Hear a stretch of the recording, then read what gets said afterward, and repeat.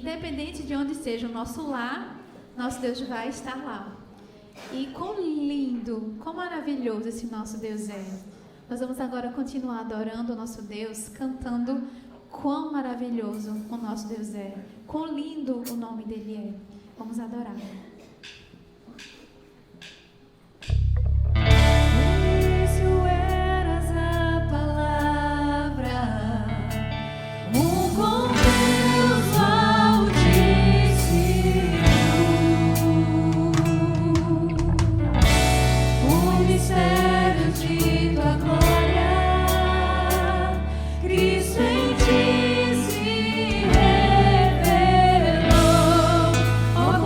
Esse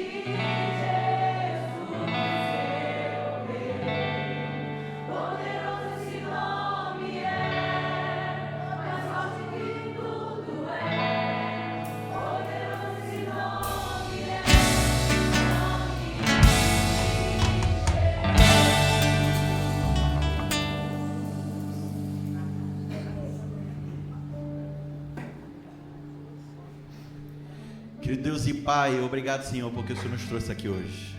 Te pedimos que o Senhor continue se fazendo presente no nosso meio, que tudo aconteça para a honra e glória do Teu santo nome. Te pedimos que o Senhor venha falar conosco hoje, no nome de Jesus. Amém. Bom dia.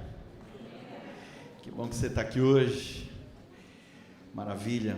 A oportunidade que Deus, Ele me dá de estar aqui nessa igreja que ela é tão importante para mim, uma comunidade de amor, que eu tive oportunidade de pastorear. Então, para mim é sempre uma maravilha, eu que sou membro daqui dessa igreja. Tá hoje com toda a minha família aqui, minha esposa, Ali, Babi, meu menininho, Samuel. Então, para nós é uma maravilha nós estarmos aqui hoje. Antes de eu começar, eu queria fazer uma pergunta. Quem aqui hoje, na sua vida, tem um problema aqui, só para eu saber aqui? Parabéns para quem não levantou a mão. O que eu acho interessante, o que eu acho que teve interessante, sabe o que eu achei interessante? Eles dois levantaram a mão. E essa é a grande realidade. Isso é uma verdade. Eu já cheguei a perguntar isso na igreja uma vez, uma menina de 2 anos levantou a mão. E sabe quem não levantou a mão? E não levantou porque não entendeu a pergunta? O meu filho Samuel, mas ele já tem problema na vida dele também. Tem. Só que os problemas da vida dele são diferentes dos problemas da minha vida. Muitas vezes os problemas da vida dele vão ser um problema para a minha vida. Por exemplo, hoje aconteceu algum problema na vida dele de madrugada. Ele chorou. A mãe dele levantou para resolver esse problema dele de madrugada. E esse problema que era dele de madrugada virou problema dela até 4 da manhã. Aí ela não me chamou porque, como ela sabia que eu ia estar pregando hoje aqui, ela teve misericórdia de mim. Mas é assim. Só que a gente vai se acostumando com os problemas, e os problemas eles vão ficando cada vez maiores, que a gente começa a olhar para algumas coisas que aconteceram e a gente começa a dizer, não, isso é bobagem, isso é coisa pequena. Ou então muitas vezes você está desabafando com alguém, você chega e diz, olha, você não tem noção. E essa pessoa ela entra numa competição de quem é mais miserável, se ela ou se é você. Aí a pessoa olha para você e diz assim, não, isso aí, tu está com problema disso aqui, é porque tu não tem noção do que eu estou passando. Aí a pessoa começa a falar, você ia desabafar, a pessoa desabafa mais ainda em cima de você. E eu quero falar com vocês a história de um homem que por muito tempo, para os reformadores, para os historiadores da igreja, esse livro ele foi um problema, que é o primeiro livro que foi escrito na Bíblia, que é o livro de Jó. E eu queria que você abrisse sua Bíblia em Jó, capítulo 1. Aí você diz, primeiro livro escrito na Bíblia? Como assim, Yuri? Como assim? Se Jó, ele não está lá junto com Gênesis e tal, como é que ele pode ser o primeiro livro a ter sido escrito na Bíblia? Aí eu vou dizer para você, muito simples, porque a Bíblia, ela não está em ordem cronológica, a disposição dos seus livros não está em ordem cronológica, mas está em ordem temática. Jó, Antigo Testamento, depois de Esther, é o primeiro dos livros poéticos, que é isso que eu vou falar aqui para você, antes de Salmos. Você acha Salmo, você volta, é Jó. A Bíblia está escrita assim, ela está em ordem temática, então você tem os 5 primeiros livros da Bíblia escritos, que são os livros da lei. Aí depois você vai ter os livros históricos, que vão contando a história ali do povo de Israel. Aí depois dos livros históricos, você vai ter uma sequência de livros que a gente chama de livros poéticos, que eles são escritos em forma de poesia. Jó é um deles, Salmos, Provérbios, Cântico dos Cânticos. Aí você depois vai ter uma sequência de livros chamados Profetas Maiores. Por que eles eram maiores? Porque eles eram mais altos? Não, por causa do tamanho do livro e da abrangência do ministério deles. Aí depois vocês vão ter os profetas menores, aí vai ter os evangelhos, Atos e Epístolas e Apocalipse. O primeiro livro escrito da Bíblia foi Jó. Ele foi escrito por Moisés, quando ele ainda era um pastor de ovelhas lá do sogro dele, Jetro. E o último livro a ter escrito na Bíblia, só por curiosidade, é o Evangelho de João. João, ele escreveu o Apocalipse quando ele estava preso, e ele escreveu o Evangelho de João quando ele estava solto, quando ele saiu, beleza? E o livro de Jó, ele é um livro interessante porque ele mostra Deus permitindo o sofrimento de uma pessoa, mas não de uma pessoa qualquer, mas segundo a Bíblia, a gente vai ler agora, de um homem bom, de um homem justo. Vamos ler agora o livro de Jó, capítulo 1, a gente já orou, e o versículo 1. Ele começa sendo apresentado. Havia um homem na terra de Uz, cujo nome era Jó. Ele era homem íntegro e reto. Ele temia Deus e ele se desviava do mal. Ele começa dizendo isso aí. Aí depois ele vai apresentando os tesouros da vida de Jó. E ele começa pela família. E esse é um ponto importante no livro de Jó. O livro de Jó é um livro, talvez seja um dos livros da Bíblia que mais mostram o valor da família. Ele começa mostrando e ele termina mostrando, mas depois a gente vai discorrendo sobre isso. Ele fala assim, nasceram-lhe 7 filhos e 3 filhas. Então ele tinha 10 filhos, 7 homens e 3 meninas. 3 mulheres. Depois ele continua, 7.000 ovelhas, 3.000 camelos, 500 juntas de boi, 500 de jumenta. E ele vai dizendo a quantidade de coisa que ele tinha, a riqueza dele, e fala que ele era o maior de todos do Oriente. Ou seja, ele era o homem mais rico do mundo conhecido. Quem é o homem mais rico do mundo hoje? É o Bezos? É o Elon Musk? Ele ia estar ali, entendeu? Na Forbes ele estava lá, foto do Jó, assim, abraçado com a jumenta dele. A família dele, ela não era uma família que ela tinha problemas. Olha lá, ele continua dizendo, os filhos dele iam à casa um dos outros e faziam banquetes, cada um por vez, e mandavam convidar suas 3 irmãs para comer e beberem com eles. Quando cerrava os ciclos do banquete, Jó chamava os seus filhos e os santificava. Ou seja, era uma família feliz. Era uma família que gostava de comer junto, chamava as irmãs, os cunhados, chamava todo mundo, o pessoal gostava de comer junto. Era uma família que ela não tinha problema nenhum. Só que aí no versículo 6, começa a problemática da vida do Jó. E você levantou a mão dizendo que tinha um problema, e vai começar o problema da vida de Jó. E não se preocupa, se você fosse conversar com o Jó, ele não ia ser dessa pessoa chata que quer competir com você, dizendo que ela tem mais problema que você. A gente percebe isso no decorrer do livro. Ele fala assim, no versículo 6, num dia em que os filhos de Deus vieram apresentar-se diante do Senhor, veio também Satanás. E o que é interessante é que Hassatana, em hebraico, significa o acusador. Literalmente está escrito isso aqui em hebraico, o acusador. Então, fala assim, o acusador veio também entre eles. Então o Senhor perguntou ao acusador, de onde você vem? Respondeu Satanás ao Senhor, de rodear a terra e passear por ela. E o Senhor disse a Satanás, você reparou meu servo Jó? Não há ninguém como ele na terra. Ele é um homem íntegro e reto, que teme a Deus e se desvia do mal. Então Satanás respondeu ao Senhor, será que é sem motivo que ele teme a Deus? Não é verdade que tu puseste uma cerca ao redor dele, da sua casa e de tudo que ele tem? Abençoaste a obra das mãos e seus bens se multiplicaram na terra. Mas estende a mão e toca em tudo que ele tem, para você ver se ele não blasfema contra ti na tua face. Então o Senhor disse, você pode fazer o que quiser com tudo que ele tem, só não estende a mão contra ele. Então Satanás saiu da presença do Senhor. Estava acontecendo uma reunião no céu, um concílio no céu, com anjos e representantes de todos os mundos que não caídos, e caídos isso é um outro assunto, mas que Deus possa ter criado. Estava todo mundo lá. A terra enviou o seu representante também. Se tudo tivesse acontecido bem, o representante da terra teria sido Adão. Mas como não aconteceu tudo bem, o representante da terra, aquele que foi nos representar, aquele que era o nosso representante ali, foi nada mais nada menos do que Satanás. E eu costumo imaginar, todas as vezes que eu leio esse texto, o clima da reunião. Porque Satanás, ele chegou chegando. Ele não chegou cedo. Provavelmente a reunião já tinha começado e ele chegou depois.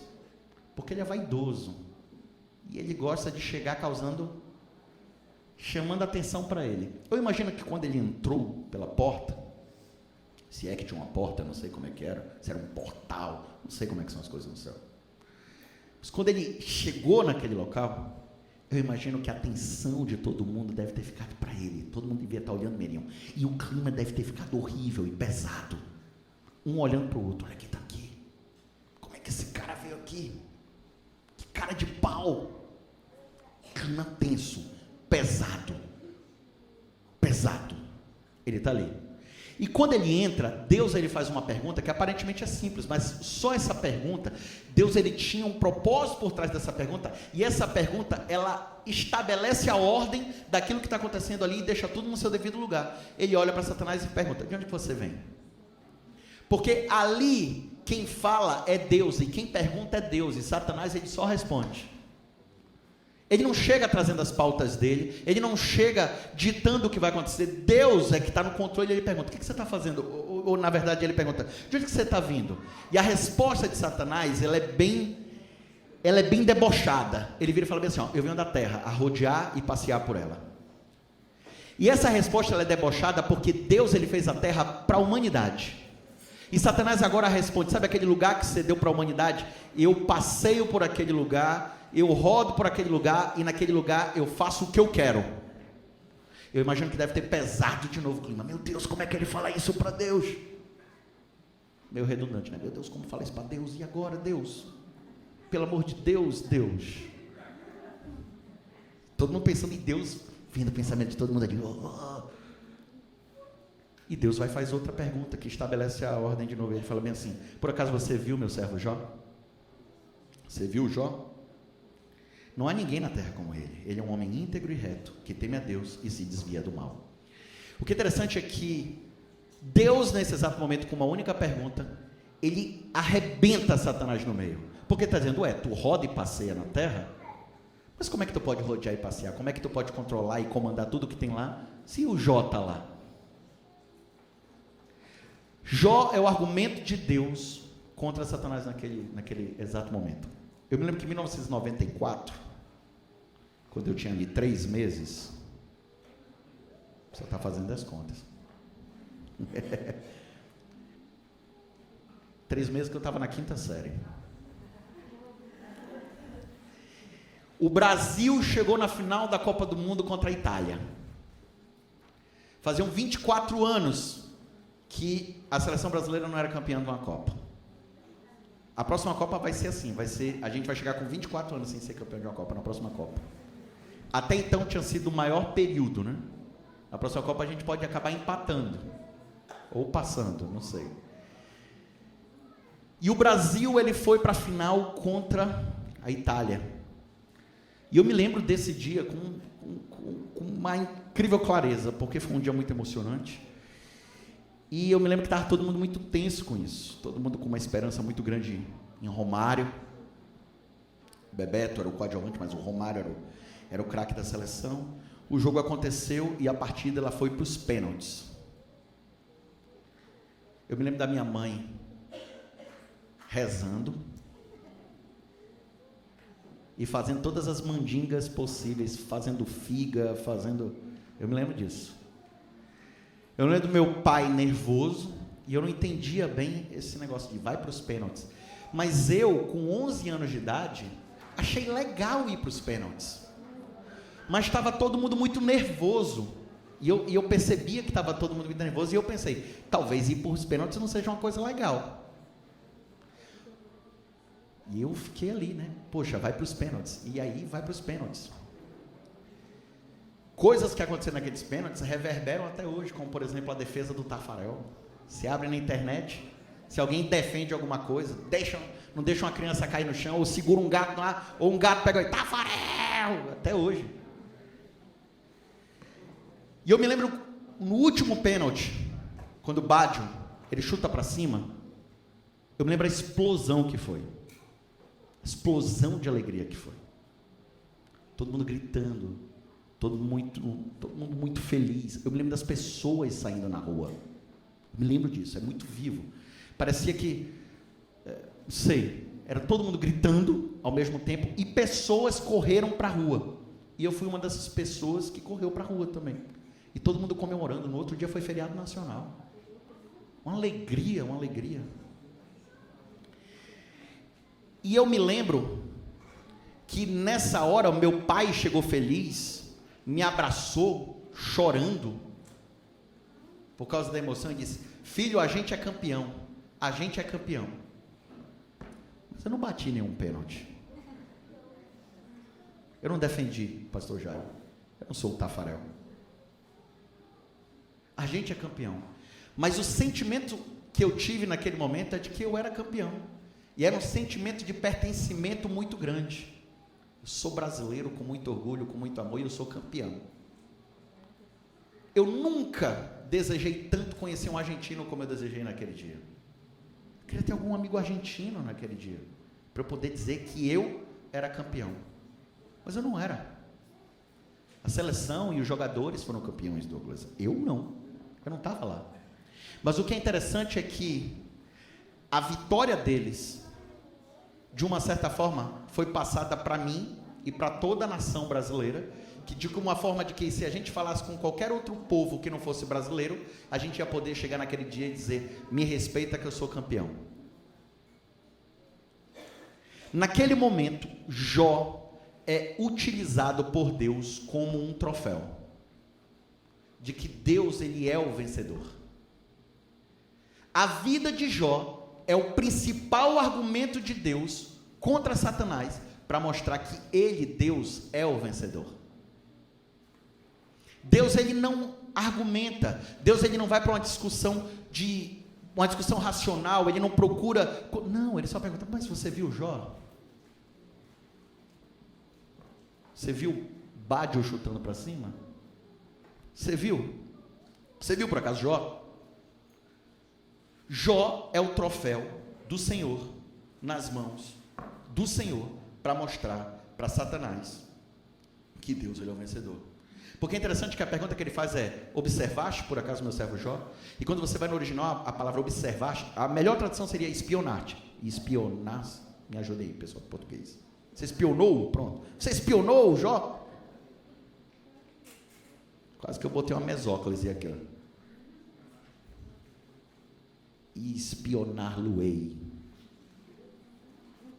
Você espionou Jó? Você achou nele alguma fraqueza para que você pudesse invadir aquela muralha de fé que é Jó? Essa é a pergunta. E Satanás diz: ué, é fácil ele ser ele. Você dá tudo para ele, deixa eu tocar nele para você ver. E Deus falou: vai lá, toca. Só não toca nele, toca em tudo que ele tem, só não toca nele. E num dia, Jó, ele perde todo o dinheiro que ele tem, e não simplesmente todo o dinheiro, ele perde o principal tesouro. Ele perde toda a família, porque todos os seus filhos morrem em um único dia, em uma única vez. 7 meninos e 3 meninas. Deus permite que o mal chegue até você, eu perguntei no início, para que você tenha uma oportunidade incrível de glorificar o nome de Deus na tua vida. Para que você perceba que o seu conforto e o seu bem-estar, ele é pouco comparado aos planos secretos que Deus tem para a nossa vida. Deus permite que algumas coisas sejam sacrificadas na nossa vida, para que ele possa preencher essas coisas que serão sacrificadas com algo muito melhor. Deus, ele permite que você perca as coisas para que Deus, ele possa dar de si para você. Para que você perceba que Deus é melhor do que um bom emprego. Deus, ele é melhor do que o conforto.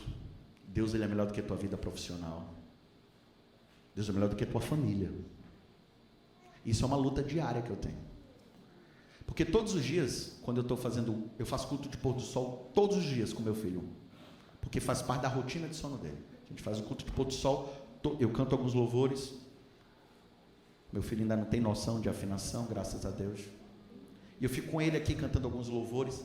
E todos os dias, quando eu estou com meu filho nos meus braços, eu de uma certa forma sou tentado a achar que meu filho é meu.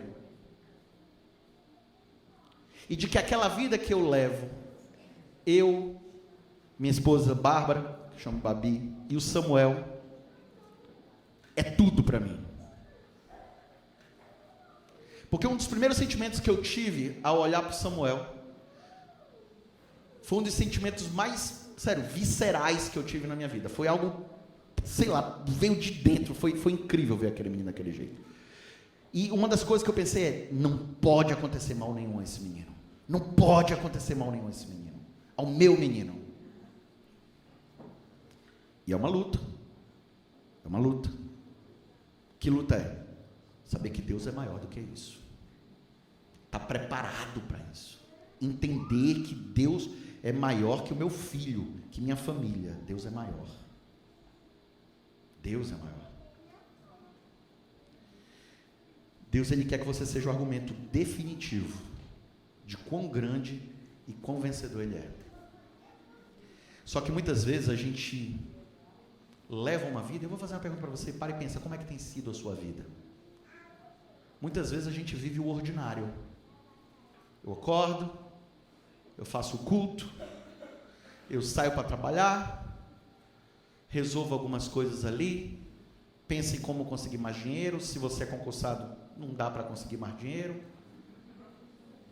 Não, é aquilo ali e acabou.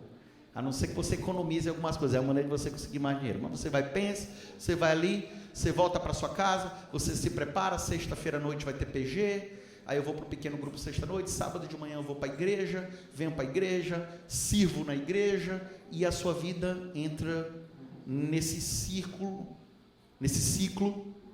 e você está ali vivendo a sua vida ali, você está vivendo ali, e de repente, os planos de Deus para você são tão maiores do que isso, e você não imagina.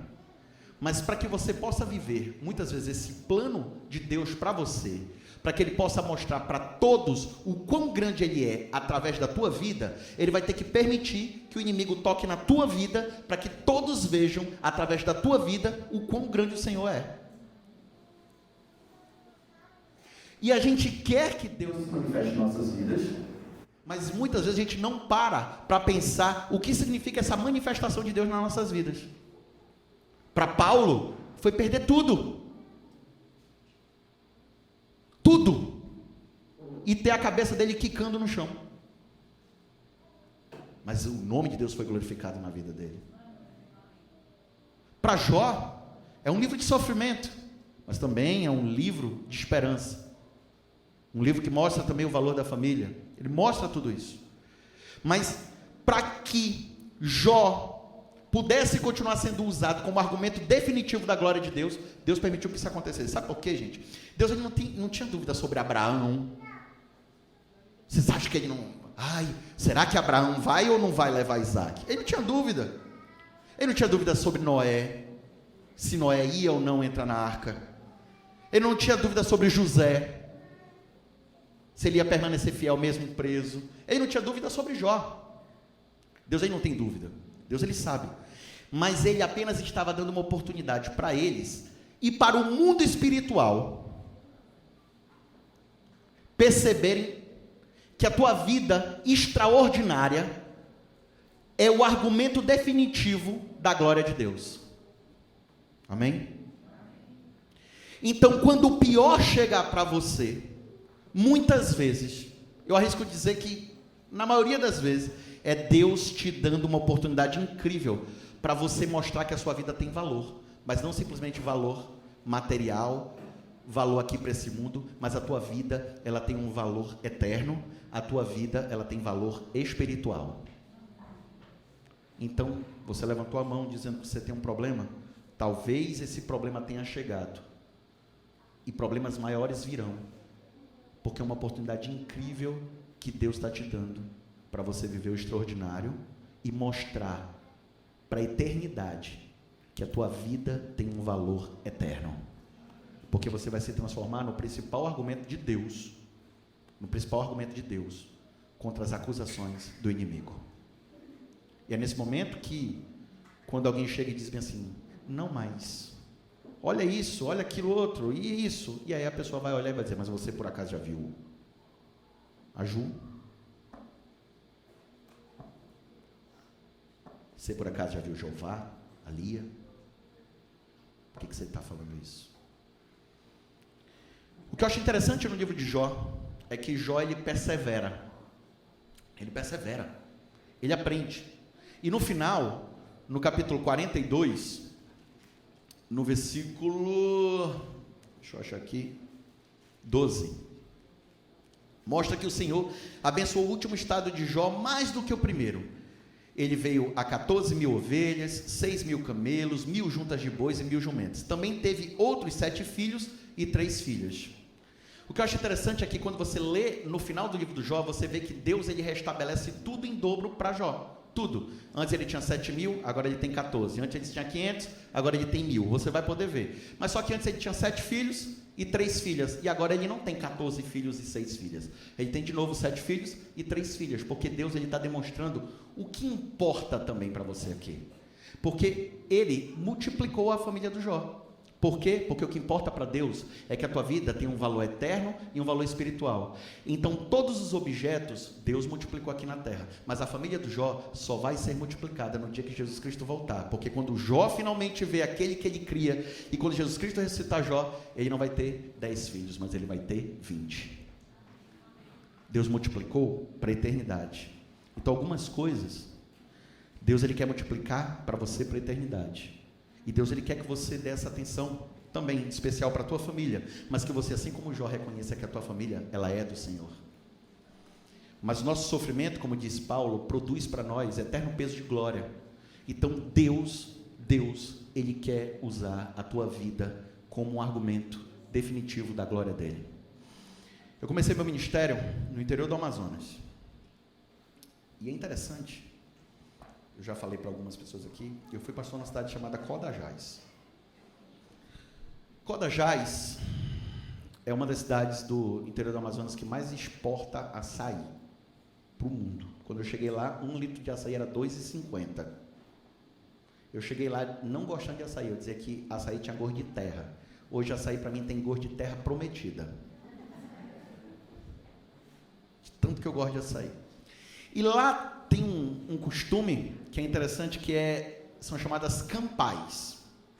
O pessoal tem essa cultura de campal, que é o povo todo vai, reúne mais de um distrito, as pessoas vão para um local, elas se reúnem nesse local, normalmente tem um galpãozão, agora é quente, vocês não têm noção do que é o calor não, bafo de Satanás, quente, e o pessoal vai para esse local, e eles passam, normalmente as campais acontecem em feriados grandes, carnaval e tal, e o pessoal vai para esse local e passa alguns dias nesse local.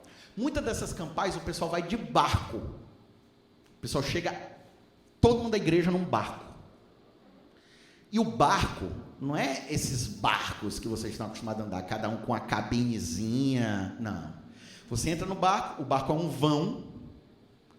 O Douglas foi lá no Amazonas, né? Você viu lá. Um barco é um vão. Você chega com a sua rede, você amarra a sua rede aqui na madeira do barco, amarra aqui, está amarradinho aqui. E a tua rede, ela é a tua cama, a tua cadeira, a tua mesa de jantar, é tudo ela. Você está sentadinho aqui. E uma rede fica colada na outra, assim. Não dá para você balançar. É tanta rede que quando eu cheguei lá a primeira vez eu olhei e falei, agora eu entendi a expressão rede social, é isso aqui. Tem jeito. E algumas redes ficam mais em cima do que a outra. Então, muitas vezes tu está dormindo, e normalmente quem bota essa rede alta é cara pesado. Aí tu está aqui, meu Deus, confiando no nó do cara. Tu está aqui, ó. A vantagem desse pessoal mais em cima é porque o pessoal chama mosquito, muriçoca aqui. Lá o pessoal chama de carapanã. Carapanã significa lança voadora. Aquele negócio chupa sangue até de boi. Aí tu está aqui, as carapanãs chegam, é barato. Mas é legal. Eu estou falando disso aqui, é muito legal. Todo mundo devia ter essa experiência. Ia ter uma campal do meu distrito com outros 2 distritos. Eu era pastor em Codajás, e eu ia ter... Depois você olha no mapa, no Google Earth. Aí, acima do rio, subindo o Rio Solimões é todo de barro. O Solimões e o Rio Negro formam o Rio Amazonas.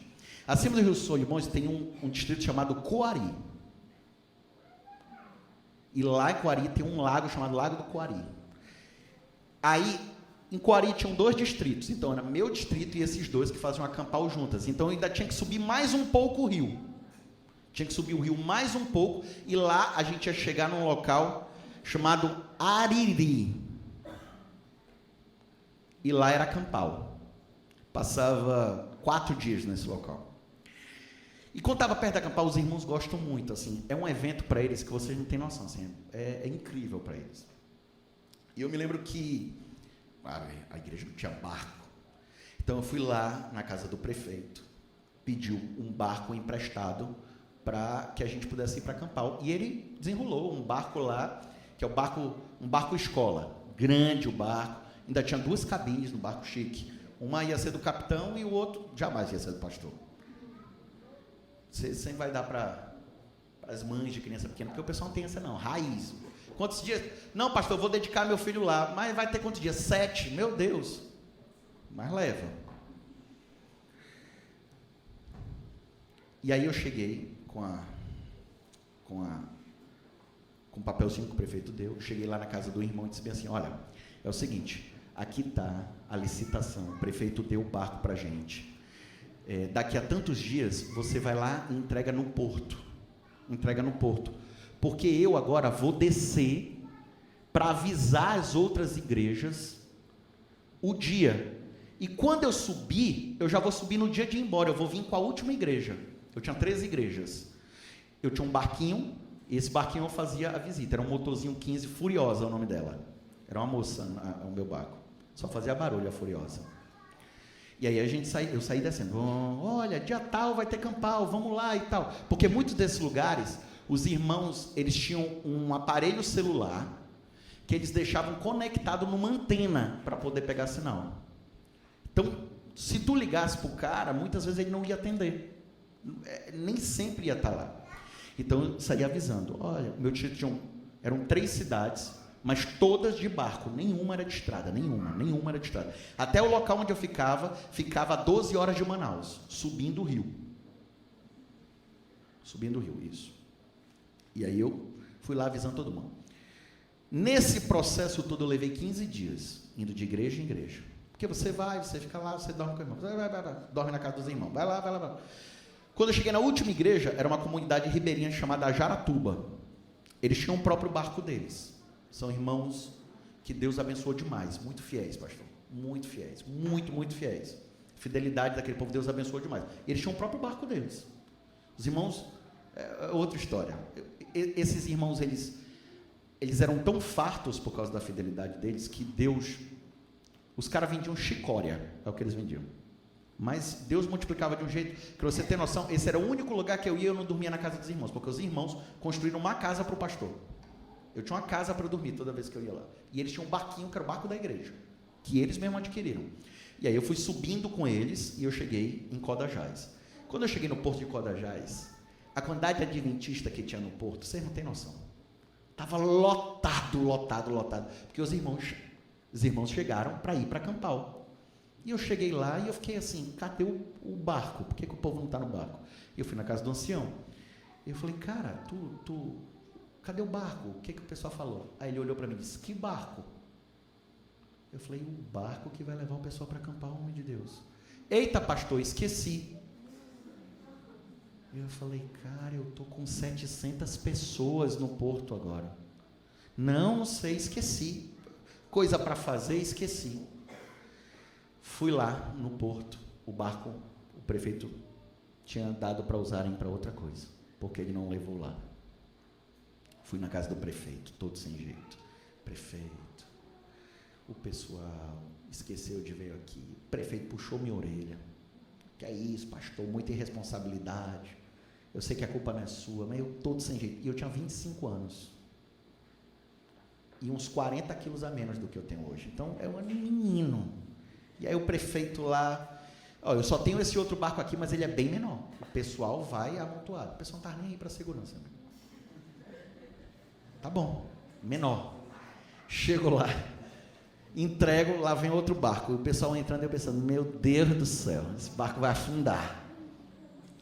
Só que antes eu fui lá e já deixei minhas coisas no andar de cima do barco. Já deixei minhas coisas no andar de cima. No sol mesmo, eu deixei minhas coisas e o pessoal ficou indo lá arrumando. Cheguei com o mesmo irmão do barco e falei, se tu não foi pegar o barco, então tu não foi pegar o combustível do barco, né? Não fui não, me esqueci. Aí lá vai eu pegar o combustível do barco. Enquanto eu estou indo pegar o combustível do barco, cai uma tempestade. Quem já esteve lá na Amazônia sabe que a chuva de lá não é igual a chuva que acontece aqui no Nordeste. Eu sei lá o que acontece naquela chuva de lá. Chove de baixo, não sei o que é. Que arranca a tampa do tanque. Puf, voa. Arranca telhado. É impressionante. É uma tempestade. O trovão é aqui no teu ouvido. É JBL. Não, barco é uma loucura. Aí que é uma tempestade e eu estou indo lá, né? no posto. Detalhe, o posto é um barato, algo à parte. O posto é um posto flutuante, é um posto no rio. Aí eu fui lá entregar, olha, eu vim aqui e tal, aí, beleza, venha daqui a tanto tempo, porque a gente tem que separar esse combustível, tá bom. Aí eu chego no porto.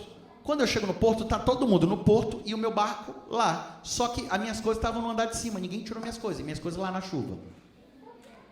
Aí o pessoal, poxa vida, eu subi, peguei minha mala encharcada, tirei minha mala, levei minha mala em casa, eu estava com pressa, peguei umas mochilinhas ali, joguei ali dentro e vamos embora.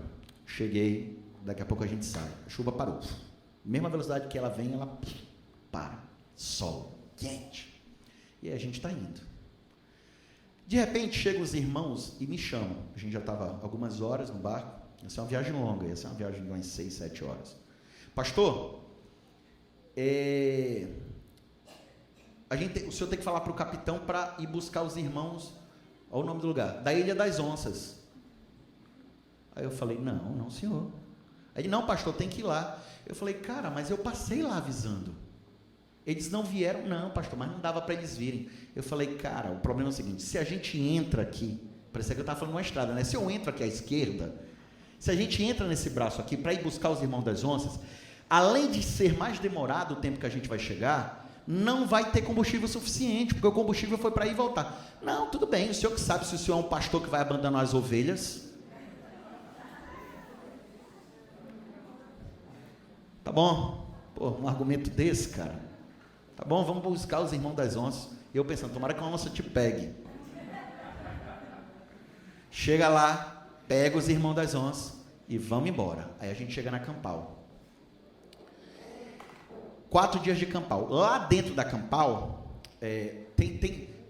tem pessoas que ficam no barco, mas é a minoria, porque o pessoal quer ficar no galpão, todo mundo dormindo junto no galpão. Todo mundo lá. E tinha uma casinha, um micro-ondas que fizeram para os pastores ficarem, com a telha Brasilite. Maravilha. Você saía empanado de lá, quente. Mas a gente lá.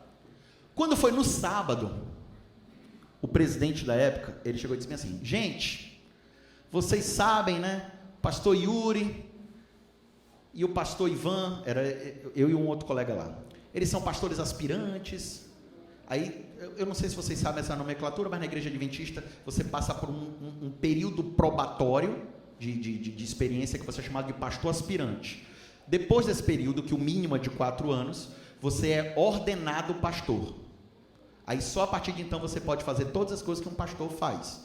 Nessa época eu era aspirante, então quando você é aspirante, você é avaliado todos os anos, pela instituição e pela igreja. Mas normalmente essa avaliação, ela é com um corpo pequeno. São os líderes da igreja que normalmente participam dessa avaliação, e não são todos os líderes. Mas o presidente chegou, tinham ali mais ou menos 2.000 pessoas, e ele disse, olha, vocês sabem, né, pastor Yuri aspirante, inclusive eu quero pedir para ele sair, e ele vai ser avaliado agora. Eu falei, meu Deus, 2.000 pessoas me avaliando. Aí eu entrei em pânico, né? Eu falei, meu Deus do céu, e agora? Aí eu levanto, né? Saindo, deu nem tempo de eu fazer minha campanha ali com o pessoal. E quando eu estou saindo, eu não sei se falaram para eu escutar, até hoje eu não sei, mas eu passei por alguns irmãos da Ilha das Onças, e um deles fez um comentário assim, ó, agora é a hora da vingança. Sei lá o que é que falaram para esses homens. Aí eu pensei, meu Deus, saí, fiquei pensando, hora da vingança. E aquilo me arrasou. Não porque eu achasse que eu sou o melhor pastor do mundo, eu era o melhor pastor do mundo, mas eu pensava, vingar é uma palavra forte, né? Não sei se alguém aqui já se vingou, mas não é coisa para cristão se vingar. E se vingar de mim, o que eu fiz para tu querer se vingar? E aquilo me deixou destruído. Eu passei o resto do dia todo destruído, arrasado. Estava nem aí para avaliação, mas eu estava indo para essa expressão. Até que chegou o quarta-feira, o dia da gente voltar embora, que era no período de carnaval, terça, o dia de carnaval. E ali a gente estava arrumando as coisas, e no último dia, os jovens costumam fazer uma hora social. E os jovens estavam pulando social, e os adultos estavam doidos para ir embora. E os jovens disseram, poxa, pastor, só meia hora. E eu cheguei para o pessoal da igreja e falei bem assim, não, meia hora. Bora dar uma meia hora para eles se divertirem. Porque eu entendo que um dos nossos papéis também como pastor é produzir um ambiente saudável para que a juventude possa se conhecer também, né? Para que possam ter casamentos e famílias saudáveis. É também um dos nossos papéis. Eu falei, não, deixa eu meia horinha e a gente vai embora. E eu fui ajeitar as minhas malas para eu ir embora. Fui lá, ajeitei e pensei, vou dar 45 minutos. Esperei 45 minutos para os meninos terem 15 minutos. Quando eu cheguei, passei lá pela hora social, a meninada não estava lá, eu pensei, poxa, graças a Deus, eles foram para o barco. Deus seja louvado, eu não vou ter problema. E eu cheguei na praia. Quando eu cheguei na praia, mais ou menos uns 300 metros na frente estava o barco. O pessoal foi embora e me deixou. E eu com a minha malinha na mão, eu fiquei olhando, com os olhos cheios de lágrimas. Você ri hoje, você não tem noção de como foi ruim. Eu aqui, ó, o que está acontecendo? O pessoal foi embora e me deixou. Fiquei assim, ó, segurando minhas malinhas assim, pastor, olhando. E para piorar, a minha lancha amarrada no barco, ainda levaram a minha lancha embora. Eu não tinha como ir embora dali. Aí eu ia ter que pedir carona para os outros amigos pastores. Olha que vergonha, cara, dá para tu me levar? Minha igreja me deixou. E eu fiquei parado com os olhos cheios de lágrimas, olhando para aquilo ali. Acho que alguém longe percebeu, parou o barco, entraram no motorzinho, que eles chamam de rabeta.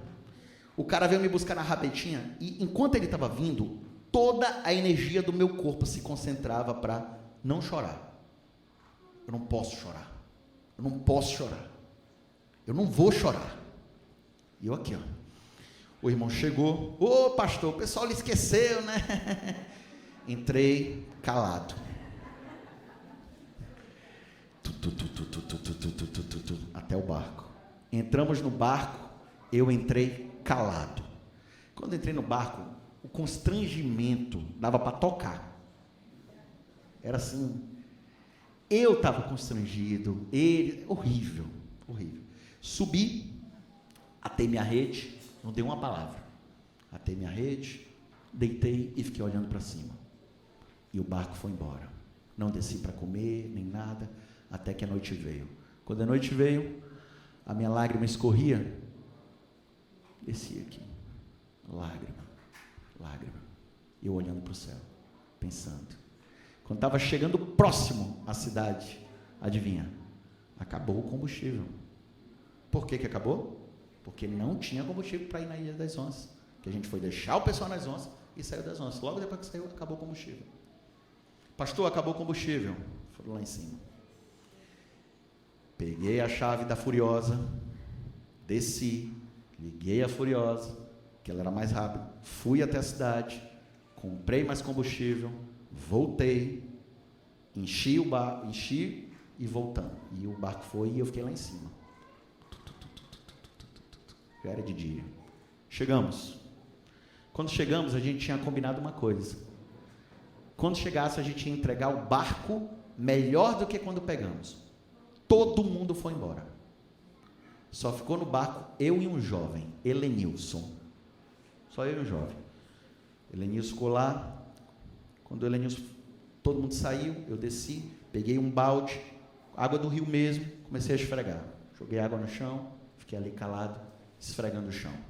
O Helenilson ficou e começou a lavar o barco junto comigo, calado, os dois, silêncio. Era rompido aquele silêncio por alguns hinos que o Helenilson cantava de vez em quando. Pastor, pode deixar que eu lave o banheiro, eu lavo o banheiro. Aí eu, não, tu lava dos homens, eu lavo das mulheres. Tá, porque das mulheres é o pior, viu gente? É o pior sempre. Experiência de quem trabalhava no internato com isso aí. Eu lavo, lavando, eu das mulheres, ele dos homens. Terminamos de lavar o barco, entregamos o barco limpo. E ainda com um pouquinho de gasolina, querosene, quer dizer, um diesel. Entregamos com um pouquinho de diesel. Fui embora para minha casa, o Helenilson foi para dele, agradeci e tal. E ali eu tomei uma decisão na minha vida. Final do ano vai chegar e eu vou entregar minha credencial, eu vou deixar de ser pastor. Por quê? Porque eu não sirvo para isso. Eu não sirvo. Eu sou um cara que desperto nas pessoas desejo de vingança. Então, se eu desperto o desejo de vingança nas pessoas, eu não estou no lugar certo. Eu tenho que despertar esperança, eu tenho que inspirar pessoas para frente, eu tenho que... Não, vingança não pode. E comecei a arranjar desculpas na minha cabeça para os membros. Não, são pessoas boas, são homens de bem, mulheres de bem, pessoas trabalhadoras. Se fizeram isso comigo, o culpado sou eu. E eu passei 7 dias trancado na minha casa.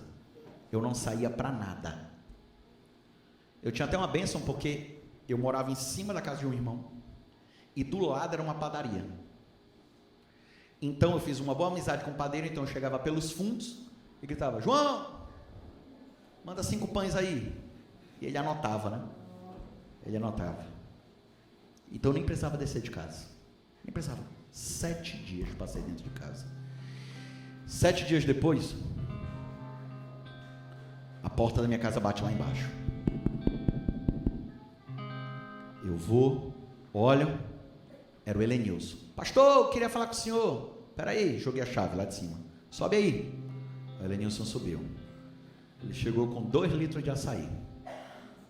Sentou. Ô pastor, trouxe um açaizinho para o senhor. Ô rapaz, obrigado. O senhor tem tapioca aí? Tenho. Vou botar uma tapioquinha dentro do açaí. Vamos ficar comendo aqui. Pastor, eu queria fazer uma pergunta para o senhor. O que eu tenho que fazer para virar pastor? E eu pensei: meu Deus do céu, esse cara está falando com a pessoa errada.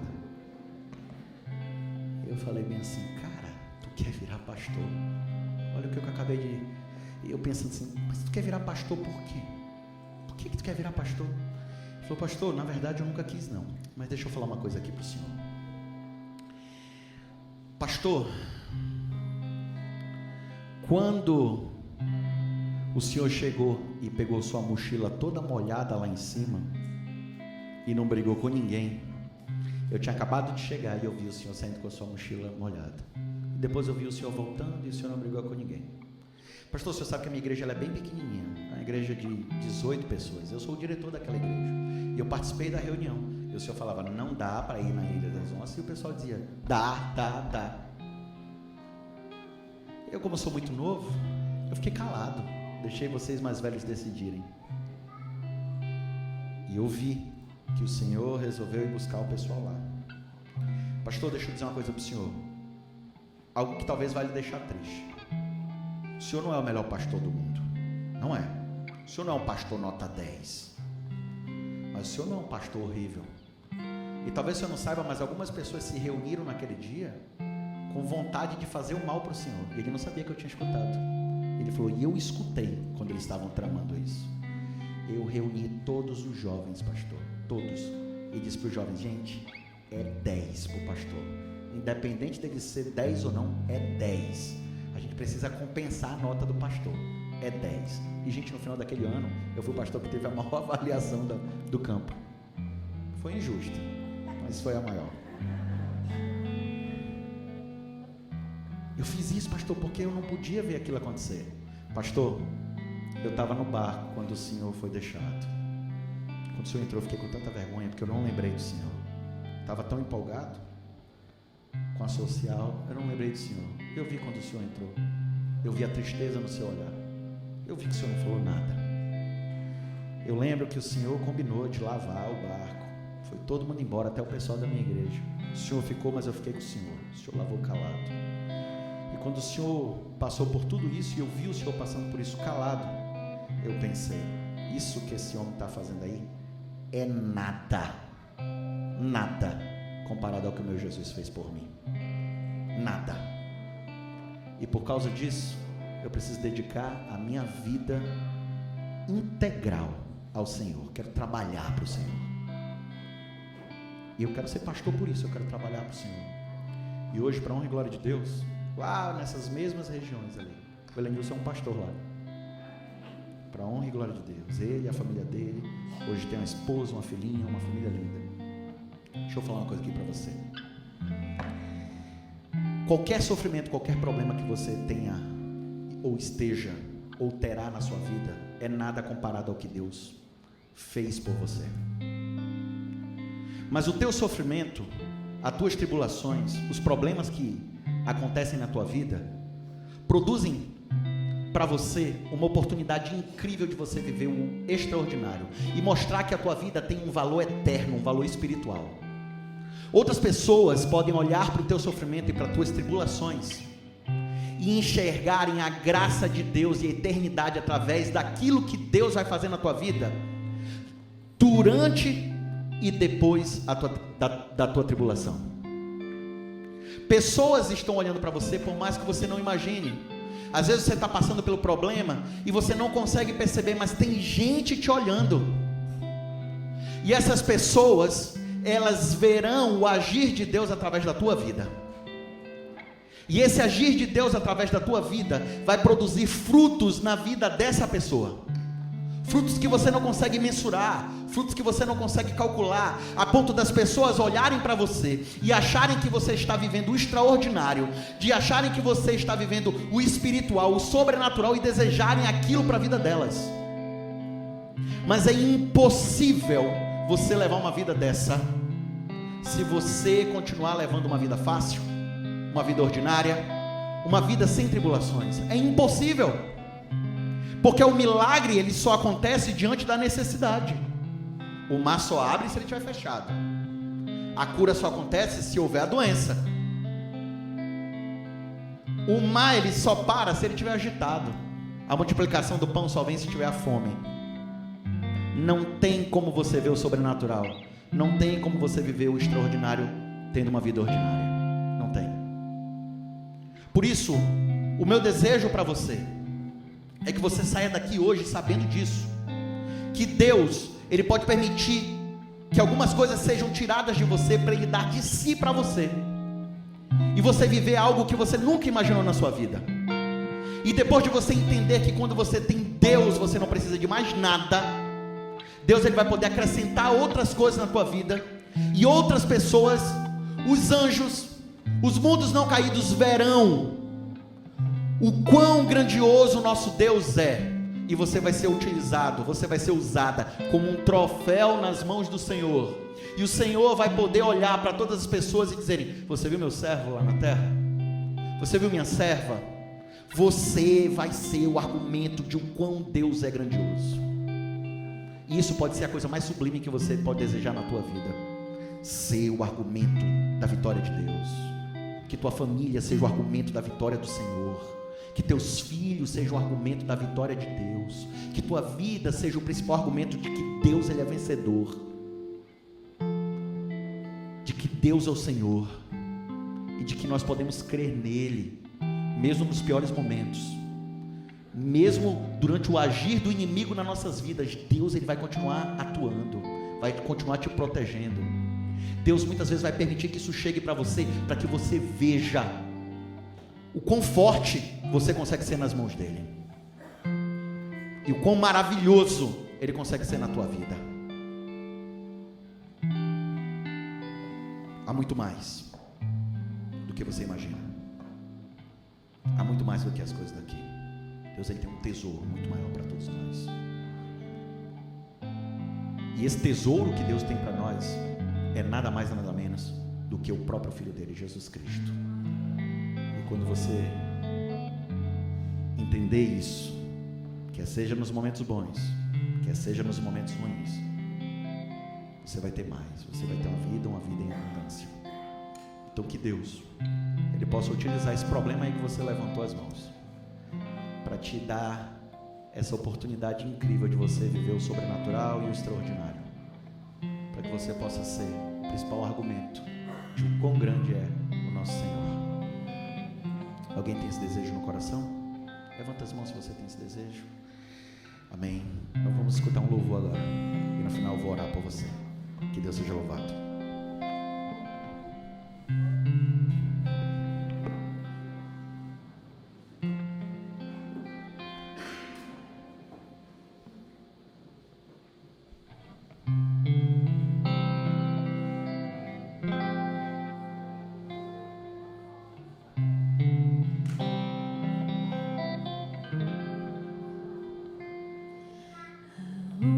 onde quer que seja aqui, escondes teu tesouro,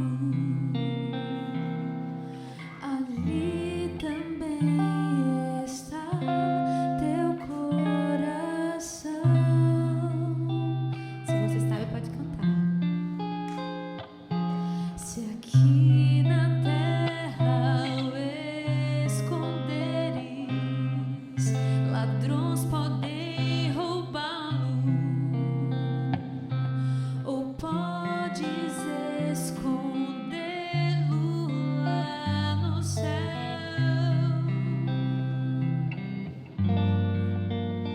Há um tesouro no final da jornada desta vida. Ele é a razão do meu viver.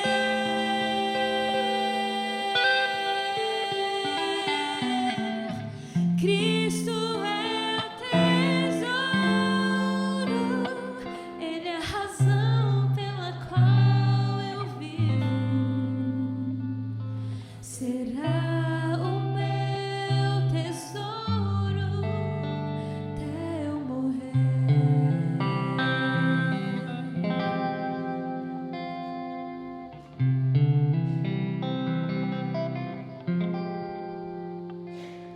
Se pensas hoje onde vais, ou qual será o caminho, existe um mapa para todos nós.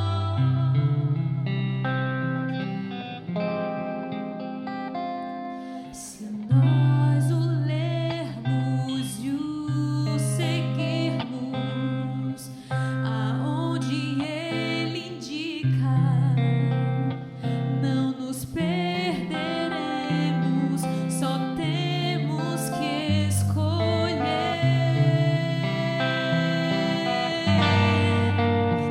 Há um tesouro no final da jornada desta vida. Ele é a razão do meu viver.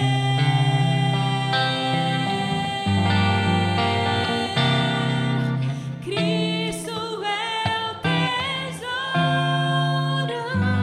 Ele é a razão pela qual eu vivo. Será o meu tesouro até eu morrer.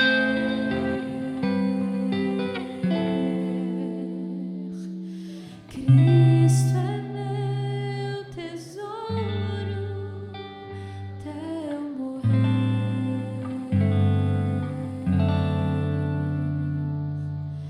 Cristo é meu tesouro até eu morrer.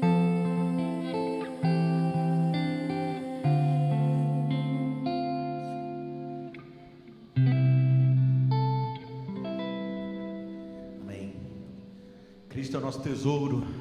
Cristo é tudo que nós temos. Que Deus ele possa ser glorificado na tua vida. Que você possa se transformar no argumento da vitória do Senhor. Que os anjos, que os filhos de Deus, que as pessoas possam ver Deus através da tua vida. Que elas possam ver Deus através da vitória que você vai obter, através do teu sofrimento. Se você crê nisso, em nome de Jesus, fique em pé, que eu vou orar por você.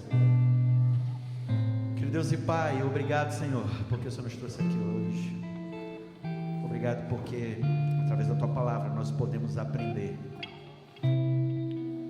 que muitas vezes o Senhor permite que nós percamos coisas para que nós possamos entender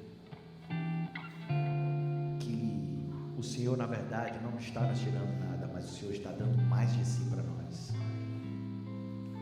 Que cada pessoa daqui hoje, Senhor, possa se transformar numa carta, num argumento, num troféu nas tuas mãos, para que o Senhor possa dizer: olha, você viu a vida do meu servo, da minha serva, para que as pessoas possam olhar para nós e observar que mesmo durante a nossa tribulação, o Senhor nunca nos abandonou, e o Senhor fez mais por nós do que aquilo que nós esperávamos, porque teus planos secretos para nós é muito maior do que a nossa vida ordinária. Os teus planos secretos para nós, Senhor, é o extraordinário, é o sobrenatural, é o espiritual, é o infinito, é a eternidade. Por isso abençoa cada uma das famílias aqui representadas, cada uma das pessoas aqui que tem os seus problemas, Senhor, que seus problemas possam ser, na verdade, algo que vai glorificar o teu nome na vida dessa pessoa e na vida de outras pessoas. Abençoa essas famílias, Senhor. Toma conta de cada uma das pessoas aqui representadas, Pai. Perdoa os nossos pecados, nos leve em paz aos nossos lares. Nós te pedimos no nome de Jesus. Amém. Deus te abençoe, Deus te ilumine, Deus te guarde.